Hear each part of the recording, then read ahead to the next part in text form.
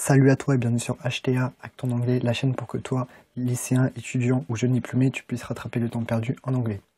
Donc bonjour, je suis très content de te retrouver aujourd'hui dans une vidéo dans laquelle on va parler des auxiliaires. Les auxiliaires, ce sont deux verbes en anglais très importants qu'il faut absolument connaître. To be, être, to have, avoir. Alors on va étudier successivement la conjugaison, la forme interrogative, la forme négative et on va avoir un aperçu du prétérit qui est le temps au passé uniquement pour ces deux verbes-là. On reviendra plus tard sur le prétérit dans sa globalité. Donc premièrement, commençons par to be, donc être, donc I am, je suis, you are, tu es, he, she, it, is, il, elle est, we are, nous sommes, they are, ils sont. Donc la particularité de ces verbes-là, c'est que comme je l'ai montré dans la vidéo 2, donc si tu ne l'as pas vu, va la voir. Tu as un petit i qui s'affiche en haut à droite de ta vidéo. Pour une question, vous oubliez d'où, uniquement pour les auxiliaires, et on verra dans la vidéo de demain, il me semble, pour les modos, vous inversez le sujet et le verbe. Donc ça donne your mother is at home, is your mother at home. Ta mère est à la maison, est-ce que ta mère est à la maison? Is your mother at home, d'accord? On a inversé le sujet your mother et le verbe is your mother at home, d'accord? Pour la phrase négative, vous vous contentez juste de mettre not derrière le verbe. Donc she is very tall, elle est très grande. Si vous voulez dire qu'elle n'est pas très grande, vous dites she is not very tall, d'accord? Enfin, pour le prétérit, très rapidement, he. Alors là, c'est par souci de place, j'ai raccourci, donc je vous explique mieux à l'oral. I, he, c'est avec was, et les autres, donc c'est sous-entendu les autres pronoms sujets. Donc, you, we et they, c'est were, d'accord? I et he was, donc I was, you were, he, she was, we were et they were. Ok? Donc maintenant, on va passer à to have, le deuxième auxiliaire qui signifie avoir. Donc là, c'est beaucoup plus simple, parce que comme on a pu le voir, to be, il y a trois mots, trois formes de conjugaison, am, are, is. Pour avoir, il y en a deux, c'est have, sauf évidemment à la troisième personne, où il ne faut pas oublier notre cher ami le S. Donc ça va donner he, she, it, has. Ok. Donc sinon, c'est I have, you are, excusez-moi, I have, you have, we have, they have, ok. Pour la question, même principe, on inverse sujet et verbe et auxiliaire. Have you decided? Et pour la négation, pareil, on met not après l'auxiliaire. I have not received anything. Je n'ai rien reçu. Pour le prétérit, là, il n'y a pas 36 questions à poser, il y a un mot à connaître, c'est had. I had, you had, he had, we had, you had, vous aviez.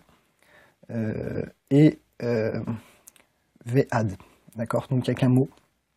Donc have est plus simple en termes de conjugaison que be, si on peut dire ça comme ça.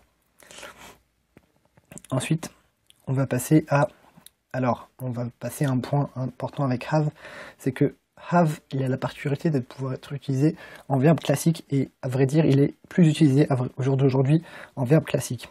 Si on revient en arrière, on voit que je vais utiliser have avec un verbe derrière, decided, received.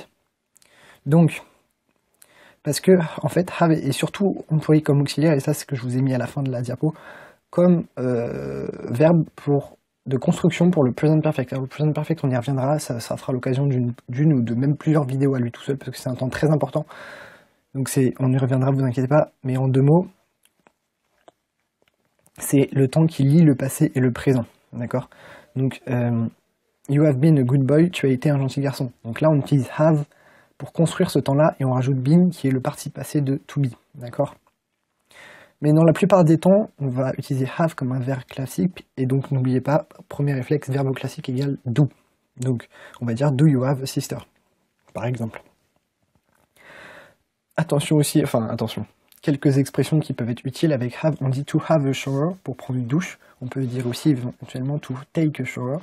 On dit let me have a look, laissez-moi regarder, laisse-moi regarder.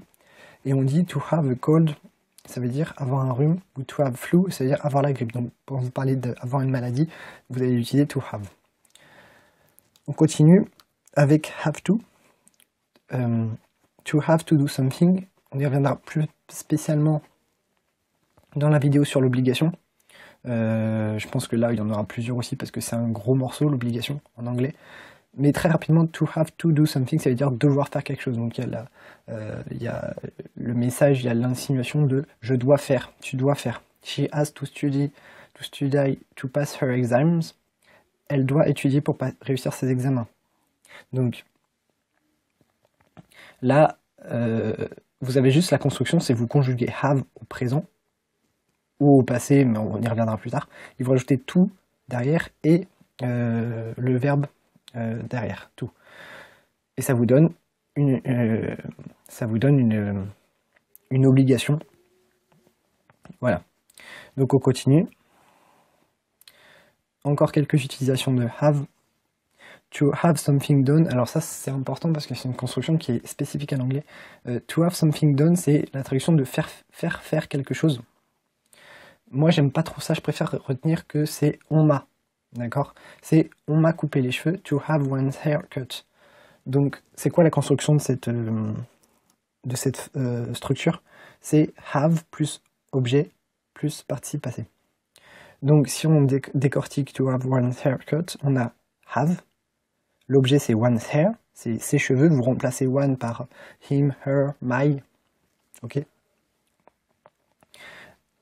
Hair, c'est donc one's hair, c'est l'objet, et le participe passé de cut, c'est cut. C'est un verbe irrégulier. Et ça veut dire se faire couper les cheveux. Donc moi je préfère le traduire par on m'a coupé les cheveux. Et la différence qu'il faut noter, c'est que si on dit I cut my hair, c'est je me suis coupé les cheveux moi-même. Et si on dit I have my hair cut, c'est on m'a coupé les cheveux. D'accord? On continue et on finit avec différentes utilisations de be cette fois-ci. Donc un phrasal verb très important qui peut être très utile, c'est to be up for, c'est être partant pour, être de la partie pour, se sentir prêt pour. Donc en gros, c'est vouloir faire quelque chose, être ok pour faire quelque chose, c'est cet esprit-là, d'accord? Donc là, un exemple classique, we are going clubbing tonight if you are up for it. Excusez-moi, c'est up for it. Là, j'ai fait l'erreur que pas mal de gens font, c'est you are up for it. Donc, to go clubbing, c'est sortir en boîte. D'accord, ça peut être utile de savoir ça. Une deuxième expression avec to be. He is not himself, il n'est pas vraiment en forme. Donc, to be not oneself. Donc, encore une fois, vous remplacez one par him, par my, par your ou par her. Ça veut dire ne pas se sentir bien, ne pas être en forme, ne pas être soi-même, d'accord? Donc voilà, retenez bien tout ça, retenez bien surtout la structure pour les phrases négatives et interrogatives avec ces auxiliaires-là. Retenez aussi qu'on utilise maintenant beaucoup have comme un verbe normal, donc qui dit verbe normal dit do. Et essayez de retenir quelques-unes de ces structures de vocabulaire, ça pourra vous servir pour votre apprentissage de la langue. Donc moi, je vous remercie pour votre attention et je vous dis à demain pour une nouvelle vidéo.